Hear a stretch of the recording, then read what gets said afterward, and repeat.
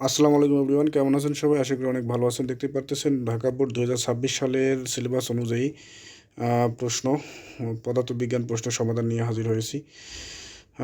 আপনারা মিলে নেবেন। একের গতিশক্তি উত্তর, দুইয়ের হচ্ছে তামা, তিন তিনের হচ্ছে খ, চারের ঘ, পাঁচের খ, এরপর ছয়ের খ, সাতের গ, আটের গ, নয়ের খ, দশের হচ্ছে ক।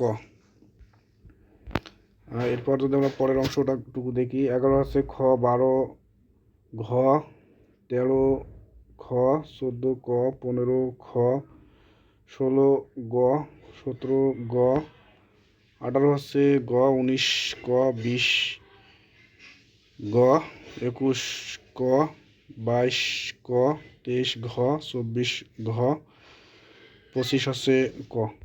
এই ছিল ঢাকা বোর্ডের সমাধান।